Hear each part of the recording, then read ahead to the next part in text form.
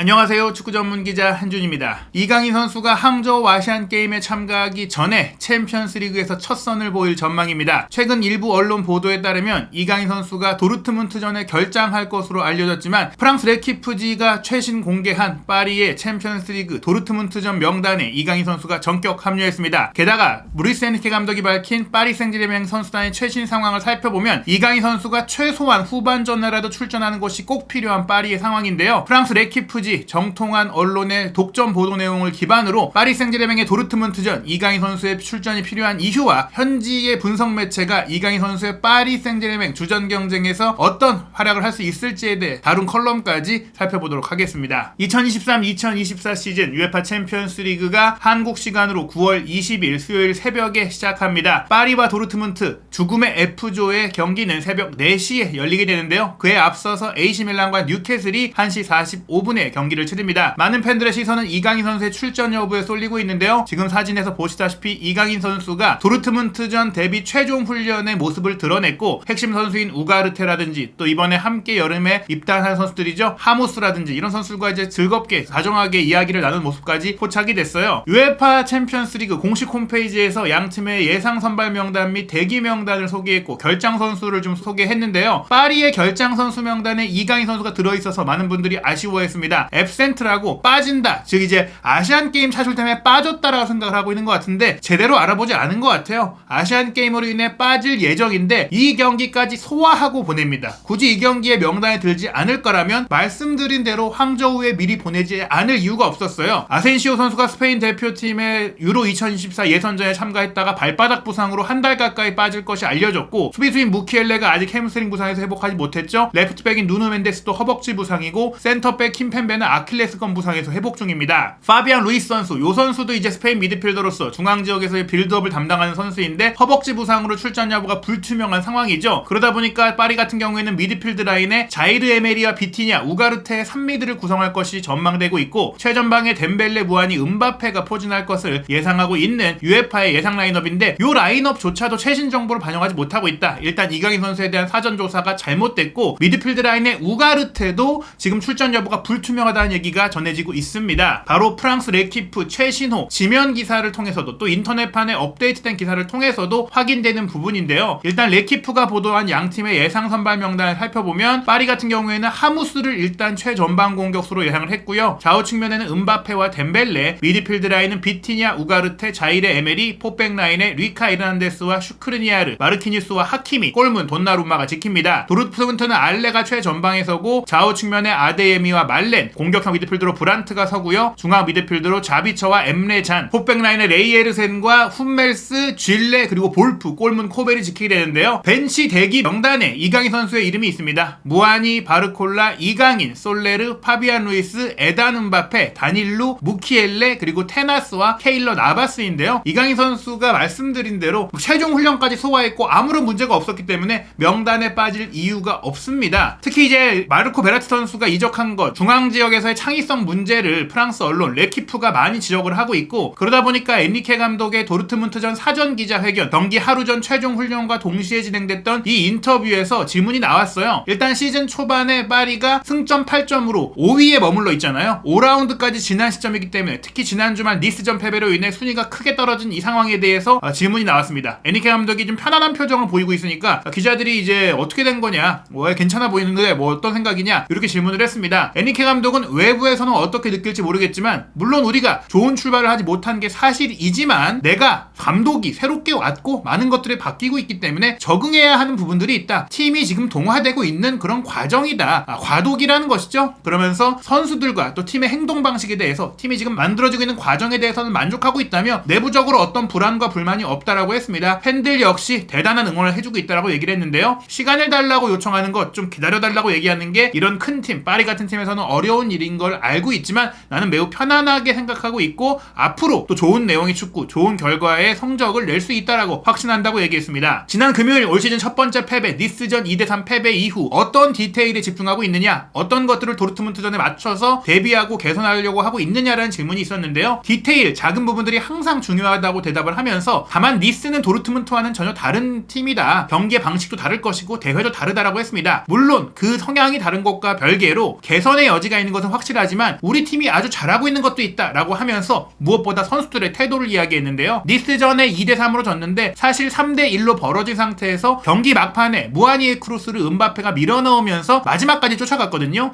그런 부분들 파리가 절대 포기하지 않고 마지막 경기 휘들이 울리는 순간까지 경기에 임한다, 포기하지 않는다. 특히 선수들이 공이 있을 때나 없을 때 모두 내가 원하는 방식으로 열심히 뛰었다. 공격하는 선수들 또 공격할 때만 뛰는 게 아니라 모두들 전원 공격 전원 수비를 했다란 얘기죠. 선수들의 태도는 10점 만점에 10점이라고 얘기하면서 이런 태도가 괜찮기 때문에 조직력과 전술만 자리를 잡는다면 성적이 나올 것이다 라고 얘기를 했어요. 미드필드진에 대한 질문이 있었습니다. 네이마르, 메시, 베라티가 일거에 떠났는데 즉 공을 소유하고 찔러주고 경기를 운영할 수 있는 플레이메이커 성향의 선수가 대거 떠났는데 그런 성향의 선수가 대체 영입되지 않았는데 그에 대해서 어떻게 생각하느냐라는 질문이 나온 건데요. 현재 미드필드진에 매우 만족한다라고 짧게 대답을 했습니다. 구체적인 설명을 하진 않았고요. 이러한 가운데 그나마 미드필드 라인에 보강된 선수 중에 좋은 평가를 받고 있는 선수가 우루과이 대표 수비형 미드필드인 우가르테예요. 이 선수가 창의성을 담당하진 않지만 많이 뛰고 압박도 해주고 끊어주고 기점 패스를 잘 연결해주고 있거든요. 이런 우가르테의 앞으로 발전에 대한 질문도 있었는데 앞으로 더 많이 발전할 수 있고 또 많은 사람들에게 반향을 일으켰다. 스포르팅 리스본에서 이미 잘해왔었고 우리 팀 파리에도 아주 큰 도움이 될 것이다. 그의 영입에 있어서는 캄포스 단장이 정말 잘해준 것이다 라고 하면서 단장과 나 사이에 문제가 없고 선수단 운영 구성에 대해서도 팀 내 소통이 잘 되고 있다. 우가르테는 실력도 좋고 팀의 균형을 가져다 주는데 성격도 좋다 라고 이야기를 하면서 올 시즌 초반에 가장 큰 놀라움을 준 선수라고 이야기를 했습니다. 그리고 음바페가 잔류한 것에 대해서도 이야기를 했는데요. 음바페의 존재가 파리의 챔피언스리그 우승을 도울 수 있겠느냐는 질문에 대해서 챔스 우승을 위해선 한 명의 선수가 아니라 훌륭한 팀이 필요하다. 특히 주전 11명뿐 아니라 23명의 선수단 전체가 필요하다는 말로 특정 선수에게 뭔가 몰아주기보다는 모두 겸손하게 또 단합된 모습으로 경기해야 되고 또 어떤 팀과 경기를 하더라도 상대팀도 강하다는 것을 존중하고 또 겸손한 자세로 임해야 된다. 조금 언론적인 이야기를 했습니다. 레키프에서는 일단 이 미드필드 라인 특히 베라티가 떠난 이후 미드필드 라인의 노련미에 대한 우려를 하고 있습니다. 특히 90년대 파리에서 뛰었던 알랭 로슈의 분석을 소개하면서 현재 미드필드 라인에서 솔레르는 평범한 선수고 비티냐는 창의성이 있는 선수가 아니고 자이르 에메리는 풀백들이 공격에 많이 가다 보니까 그걸 커버하기 위해 뛰어다니는 선수다. 그나마 파비안 루이스가 그런 능력을 갖고 있지만 그 선수도 허벅지 부상의 이슈가 있고 또 부상이 아니더라도 별다른 모습을 보여주지 못했다. 이렇게 설명을 했는데요. 지금 파리의 미드필드 라인의 현황을 살펴보면 공격형 미드필드로 딱 한 명 이강인 선수가 있고요. 중앙 미드필더 셰르 은두루 이 선수가 이제 제2의 포그바로 불리는 선수죠. 그리고 이제 워렌 자이르 에메리 파리의 프랑스 유망주인데 아직 17살밖에 안 된 어린 선수입니다. 나이에 비해 잘해주곤 있지만 말씀드린 대로 미드필드에서 조율이 가능한 선수는 아니고요. 까를로스 솔레르는 발렌시아 시절에 이강인 선수와 함께했던 스페인 대표 중앙 미드필드인데 이 선수도 공을 소유하고 홀드하고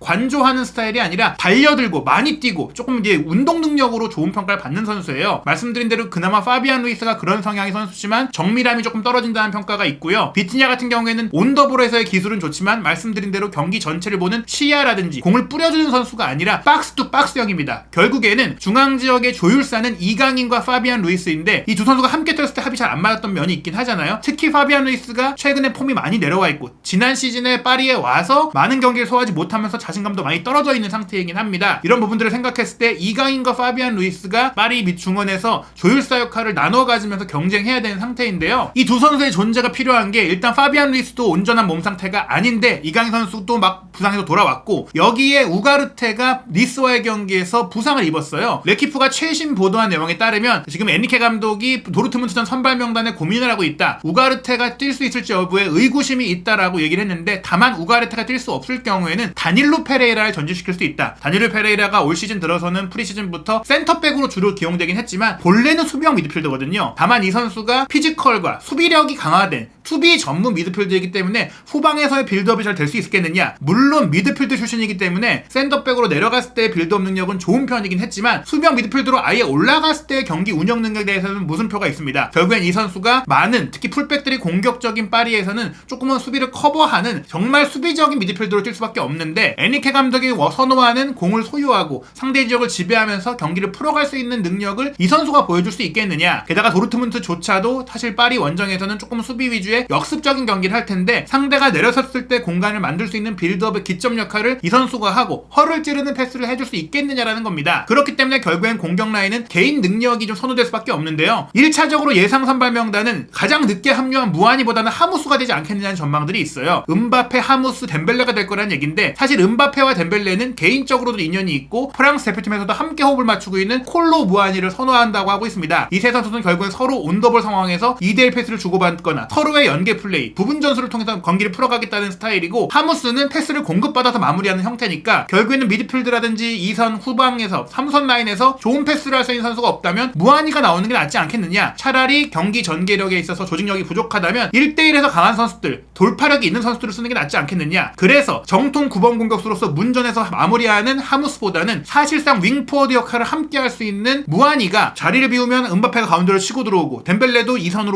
움직이는 3명이 무한 스위칭하는 공격 형태가 되지 않겠느냐라고 보고 있는 것인데요. 그러다 보니까 레키프는 예상 선발 명단에서 괄호를 넣어서 하무스의 자리 밑에 무아니 그리고 우가르테의 자리 밑에 다닐루를 넣었습니다. 그런데 다닐루가 뛰고 무아니가 뛸 경우 다시 한번 말씀드리지만 미드필드 라인에서 누군가는 창의적인 패스를 찔러줘야 되거든요. 전반전에 이렇게 다닐루와 무아니를 먼저 내세웠을 때 자이르 에메리와 비티냐가 앞에 있을 경우에는 결국에는 이 3명의 공격수 음바페, 무아니, 덴벨레에게 적절한 패스가 오지 못할 수 있어요. 덴벨레도 패스 능력이 있긴 하지만 이 선수는 기본적으로 최앞에서 공격 지역에서 마침표 패스를 찍는 거거든요. 1차 패스 그리고 한 번에 넘겨주는 패스, 이 3명의 유기성을 활용할 수 있는 2선 패스가 필요한데요. 그런 부분들이 전반전에 제대로 살아나지 못한다면 후반전에는 이강인 선수 또는 파비안 루이스가 들어갈 수밖에 없습니다. 다만 파비안 루이스는 이강인 선수와 비교했을 때 이런 킬러 패스에 있어서 올 시즌에 보여준 게 덜하고 수비적으로 띄워주는 그런 압박 강도가 떨어질 수밖에 없어요. 이강인 선수 같은 경우에 그런 압박과 적극적으로 뛰는 부분들에 있어서 루이스 에니케 감독에게 더 좋은 점수를 받고 있고 지난 시즌 마요르카에서 굉장히 수비적인 팀에서도 그런 모습들을 보여줬기 때문에 결국에는 전반전에 파리가 원하는 형태로 경기를 운영하지 못할 때 우가르테까지 뛰기 어려운 상태라면 후반전에는 최소한 이강인 선수가 필요하다. 솔레르 같은 경우에 말씀드린 대로 자이르 에메리나 비티냐와 성향이 크게 다르지 않단 말이에요. 결국엔 앞으로 침투하는 형태의 선수입니다. 침투하는 형태의 선수들을 도와줄 수 있는 패서가 필요하다. 그렇기 때문에 이강인 선수가 필요하다는 얘긴데요. 유럽의 분석 전문 매체인 토탈 풋볼 애널리시스도 올 시즌 이적 시장을 분석하면서 이강인 선수가 파리의 스타팅 11에 될 수 있겠느냐, 레귤러 주전이 될 수 있겠느냐 이런 그 컬럼을 내놓은 바가 있습니다. 사실 이 분석에 있어서 이강인 선수를 레프트 윙으로 표기를 했어요. 현재 파리는 레프트 윙 포지션에 음바페도 있고 사실 지금 아센시오가 빠져있긴 하지만 아센시오도 그 자리를 맡아보기도 했고 무아니와 덴벨레도 번갈아서 그 자리를 볼 수 있다는 점에서 이강인 선수가 앞으로 이 레프트 윙으로 뛸 가능성은 없지만 지난 시즌의 기록 지표를 기반으로 라리가 마요르카에서 활약했던 것을 기반으로 전망한 것이거든요. 이 얘기들을 보면요. 일단 파리가 지금까지 흥미로운 여름을 보냈다. 여름 내내 파리에서 벌어진 일들 예측한 사람이 많지 않았을 것이다. 정말 많은 선수가 떠났고 또 정말 많은 선수가 영입이 됐죠. 아예 새로운 팀이 된 거나 다름없을 정도의 변화인데요. 파리가 경기장 안팎에서 여러 가지 변화를 겪으면서 완전히 달라진 모습을 보이고 있는데 그중 하나를 바로 스페인 마요르카에서 이강인을 영입한 것이다라고 꼽을 정도로 이강인 선수의 영입은 분명히 주목할 만한 사건입니다. 22살의 이강인에 대해서 토탈 풋볼 애널리시스는 최근 몇 년 동안 한국에서 가장 뛰어난 재능을 가진 선수 중 한 명으로 평가받고 있다라고 소개를 했는데요. 10살에 발렌시아 아카데미에 입단한 이후 10년 동안 발렌시아에서 뛰었고 또 지난 시즌 유럽 5대 리그 차트를 보면은 다른 왼쪽 윙어들 유럽 5대 리그 전체 윙어들과 비교했을 때도 상위 60%에 해당할 정도의 이 드리블 기술을 보여줬다라는 거예요. 빠른 스피드 그리고 볼을 발밑에 둔 볼이 발에 붙어 다니는 것 같은 드리블이 윙어에게 필요한 중요한 두 가지 기술인데 이강인 선수가 이 두 가지에서 모두 뛰어나다. 사실 마요르카에서는 본인이 직접 공을 운반해야 되는 상황이 있다 보니까 이런 드리블 돌파력이 굉장히 많이 주목을 받았습니다. 이제 파리에 와서는 그런 돌파를 본인이 많이 할 필요가 없는 상태이긴 한데요. 이강인 선수가 이런 돌파가 좋은 선수들과 함께 연계하면서 공을 주고받으면서 특히 골과 어시스트를 직접 지난 시즌에 6골 6도움이나 라리가에서 기록했던 부분들 이를 위해서 좀 더 페널티 에리어에 가까이 가야 되는데 파리에서는 좀 더 그런 기회가 많을 것이다. 마요르카에서는 그런 제한된 기회 속에서도 이렇게 활약을 했다면 파리에서는 역할이 조금 달라지더라도 기본적으로 본인이 미드필드로 뛰어도 마요르카에서 윙어로 뛸 때만큼이나 높은 위치를 차지할 수 있기 때문에 본인의 능력을 보여줄 수 있을 것이다. 게다가 공이 없을 때의 집중력은 개선할 수 있는 부분이다. 더 개선될 부분이고 개선되고 있는 부분이다라고 했거든요. 파리가 많은 선수들이 떠나긴 했지만 그에 못지않게 많은 주목될 영입이 왔는데 그 안에서 이강인 선수는 또 하나 강점이 한국 성인 대표팀에서 치렀던 카타르 월드컵의 경험 그리고 꾸준히 국제 무대에서 경기를 소화해 왔다라는 점입니다. 주어진 기회를 빠르게 전환해야 한다. 파리의 핵심 멤버로 거듭나기 위해서는 기회를 잘 살려야 한다고 했는데 바로 이 도르트문트전이 그런 기회가 될 것 같아요. 파리가 최근 경기 니스전 패배를 포함해서 아쉽다고 지적되는 부분들이 중앙지역의 창의성과 경기 조율 능력인데 이런 부분들을 이강인 선수가 후반전에라도 나와서 선수로서 보여준다면 비록 아시안게임에 참가하는 기간 동안 팀의 주전 경쟁에서 불리한 상황이 될 수 있지만 오히려 그 기간 동안에 파리의 부진이 또 이어진다면 이강인 선수가 아시안게임을 마치고 왔을 때 너무나 기다렸다, 잘 왔다, 바로 기용할 수 있는 그런 상태가 될 수 있고 또 군 문제까지 해결한다면 앞으로 더 장기적으로 이강인 선수를 중심으로 프로젝트를 또 파리가 만들어갈 수가 있는 것입니다. 이강인 선수가 내일 새벽 도르트문트와의 챔피언스리그 경기를 마치자마자 항저우로 이동해서 아시안게임을 치르게 되는데요. 바로 오늘 9월 19일 저녁 8시 30분에 쿠웨이트와 아시안게임 조별리그 1차전이 열리죠. 9월 21일 밤 8시 30분에 태국과 2차전이 있는데 이 21일에 이강인 선수가 중국에 도착할 예정이기 때문에 태국전을 뛸 수가 없습니다. 9월 24일 밤 8시 30분 바레인과의 조별리그 마지막 경기를 통해서 아시안게임 대표팀과 처음 호흡을 맞추고 16강전부터 경기에 나설 것으로 이제 보이는데요. 우승까지 차지할 경우에는 10월 9일에 결승전이 있기 때문에 이강인 선수는 마르세유전, 클레르몽전, 뉴캐슬과의 챔피언스리그 원정 경기 그리고 스타드 렌전까지 결장을 하게 됩니다. 그리고 나서 또 A매치 대회가 열리기 때문에 10월 A매치를 아마 이강인 선수가 소화하고 파리의 일정은 10월 22일로 예정된 스트라스부르와의 경기부터 나올 것 같은데요. 스트라스부르전 이후에도 AC밀란과의 챔피언스리그 빅매치도 있고 또 브레스트와의 리그왕 경기가 있기 때문에 이러한 빡빡한 일정들 속에서 이강인 선수에게는 또 한 번 당연히 출전 기회가 주어질 겁니다. 이강인 선수 이번 도르트문트와의 경기에서 눈도장 확실하게 찍어주고 본인의 전술적인 역할도 보여주고 또 아시안게임 금메달까지 목에 걸고 온다면 최고의 9월 그리고 최고의 10월까지 보낼 수 있을 것으로 보이는데요. 과연 파리가 도르트문트와의 경기 어떻게 치르게 될지 이강인 선수는 챔피언스리그에서 오랜만에 이 파리 부상 복귀전을 멋지게 치르고 자신의 능력을 보여줄 수 있을지 한준TV에서 그 경기 결과와 분석, 현지 반응까지 확인하시기 바랍니다.